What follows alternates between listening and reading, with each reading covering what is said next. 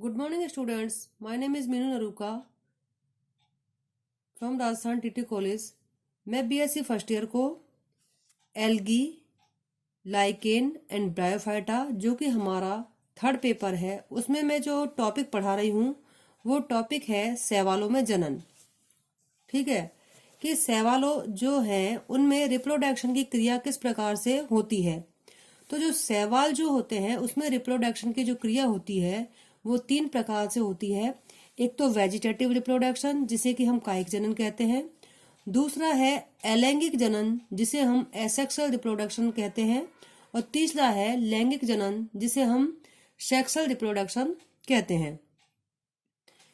कायिक जनन और अलैंगिक जनन दैट मीन्स वेजिटेटिव रिप्रोडक्शन और एसेक्सुअल रिप्रोडक्शन जो है वह शैवालों में अधिकतर अनुकूल परिस्थितियों में होता है। मतलब जब जितनी भी परिस्थितियां होती हैं उनके अनुकूल होती है, रिप्रोडक्शन के अनुकूल होती हैं, तो उस टाइम पर कायिक जनन और अलैंगिक जनन होता है। जबकि जब प्रतिकूल परिस्थितियां होती हैं तब शैवालों में सेक्सुअल रिप्रोडक्शन पाया जाता है।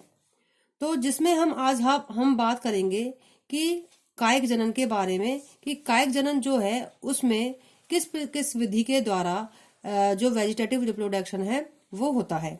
तो सबसे पहले हम बात करते हैं कायिक जनन। सबसे पहले तो हमें ये पता होना चाहिए कि कायिक जनन है क्या। वास्तव में वेजिटेटिव रिप्रोडक्शन का मतलब होता है कि जब प्लांट बॉडी जो है उसका कोई भी भाग टूटकर गिर जाता है या कोई भी भाग उससे अलग हो जाता है तो उस भाग में एक नया प्लांट बनाने की क्षमता होती है, तो उसे हम वेजिटेटिव रिप्रोडक्शन दैट मीन्स कायिक जनन कहते हैं। तो इस प्रकार से कायिक जनन क्या है कि प्लांट का कोई भी अंग या भाग टूटकर अलग हो जाता है या गिर जाता है और एक नए प्लांट का निर्माण करता है, तो हम इसे कायिक जनन कहते हैं। और इसमें सबसे बड़ी बात यह होती है कि जो भाग अलग होता है उसकी जो सेल्स होती है, उसका जो प्रोटोप्लाज्म होता है, प्रोटोप्लास्ट जो होता है दैट मीन्स जो जीव द्रव्य होता है उसमें किसी प्रकार का कोई अंतर नहीं होता है। दैट मीन्स जो मात्र कोशिका होती है या मात्र जो प्लांट होता है उसके समान ही प्रोटोप्लास्ट इसका होता है। ठीक है, अब हम बात करेंगे कि शैवालों में जो कायिक जनन है वह किस किस विधि के द्वारा होता है। शैवालों में कायिक जनन कई विधियों के द्वारा होता है, जिसमें सबसे पहले जो विधि है वो है कोशिका विभाजन या विखंडन। कोशिका विभाजन दैट मीन्स सेल डिवीजन, और दूसरा हम जिसको बोलते हैं विखंडन दैट मीन्स बाइफिजन। तो सेल डिवीजन क्या है? जो सेल डिवीजन के द्वारा जब रिप्रोडक्शन की क्रिया होती है तो उसे हम सेल डिवीजन कहेंगे। सेल डिवीजन के द्वारा रिप्रोडक्शन या फिर विखंडन के द्वारा रिप्रोडक्शन।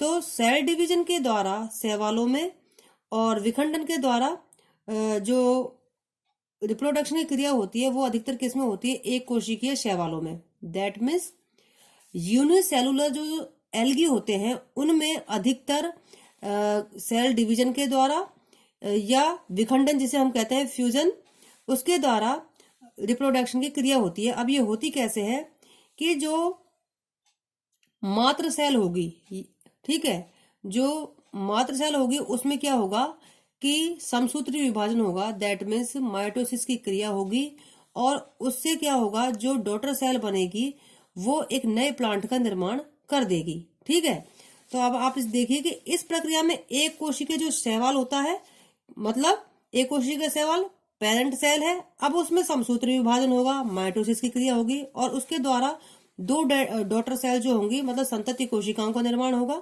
है ना। और इसमें संतति कोशिकाओं का जब निर्माण होता है तो उसमें क्या होगा कि जब सेल डिवीजन की जो क्रिया होगी तो सेल डिवीजन की क्रिया में जैसे सेल है तो उसमें क्या कोशिका के मध्य भाग में एक गहरा संकीर्णन उत्पन्न होता है। जो मध्य भाग है वो उसमें क्या होगा कि एक संकीर्णन दैट मीन्स एक हम ये कहेंगे कंस्ट्रिक्शन जो होगा वो उत्पन्न होगा और वो आगे बढ़ता चला जाएगा, जिसके कारण ये जो एक कोशिकीय शैवाल है बराबर 2 भागों में डिवाइड हो जाएगा और इस प्रकार से 2 जो डॉटर सेल होंगी वो बन जाएंगी और प्रत्येक डॉटर सेल जो होगी एक नए प्लांट का निर्माण करेगी। तो इस प्रकार से जो रिप्रोडक्शन जो होता है इसको हम विखंडन के द्वारा रिप्रोडक्शन या कोशिका विभाजन के द्वारा रिप्रोडक्शन कहते हैं। ठीक है, दूसरा जो प्रकार है वेजिटेटिव रिप्रोडक्शन का वो है कॉलोनी विभाजन। हम जानते हैं कि जो एल्गी हैं वो निवही रूप में, दैट मीन्स कॉलोनियल रूप में भी पाए जाते हैं। इसका एक एग्जाम्पल है जैसे वॉलवॉक्स, ठीक है, क्योंकि जो वॉलवॉक्स है वो कॉलोनी के रूप में पाया जाता है। तो कुछ शैवाल ऐसे होते हैं जिनमें की रिप्रोडक्शन की जब क्रिया होती है, जो दैट मीन्स जो कायिक जनन जब होता है उनमें, तो पूरी कॉलोनी ही दो भागों में डिवाइड हो जाएगी, ठीक है। जो मातृ कॉलोनी होगी, जो पेरेंट जो कॉलोनी होगी, वो दो डॉटर कॉलोनियों में डिवाइड हो जाती है। और इस प्रकार का जो विभाजन है उसके जो मेन एग्जाम्पल है वो है सेफेलोस्फेरियम और डेक्टोस्फेरियम।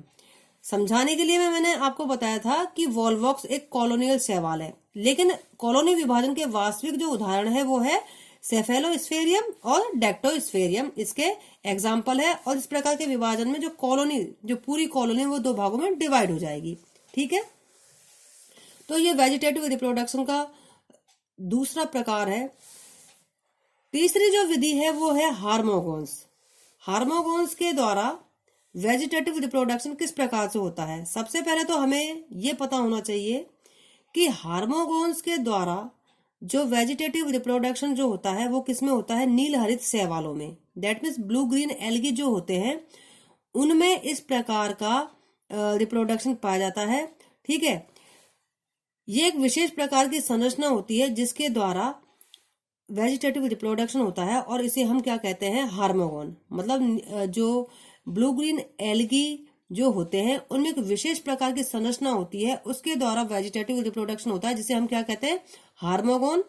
और इसमें क्या होगा कि प्रतिकूल परिस्थितियां, यहाँ पर वैसे तो मैंने बताया कि जो वेजिटेटिव रिप्रोडक्शन जो होता है वो अनुकूल परिस्थितियों में होता है, लेकिन हार्मोगोन का जो निर्माण होगा वो होगा प्रतिकूल परिस्थितियों में। क्या होगा कि जो शैवाल तंतु को हम ट्राइकोम भी कहते हैं, छोटे छोटे खंडों में डिवाइड हो जाता है, जिसे क्या कहते हैं? हार्मोगोन कहते हैं।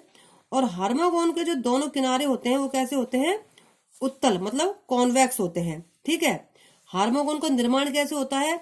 हार्मोगोन का निर्माण इस प्रकार से होता है, या तो जैसे कुछ सेल होती हैं, उसके ऊपर जब ऊपर वाली सेल और नीचे वाली सेल का जब दबाव पड़ता है तो उसमें हार्मोगोन का निर्माण हो जाएगा, ठीक है।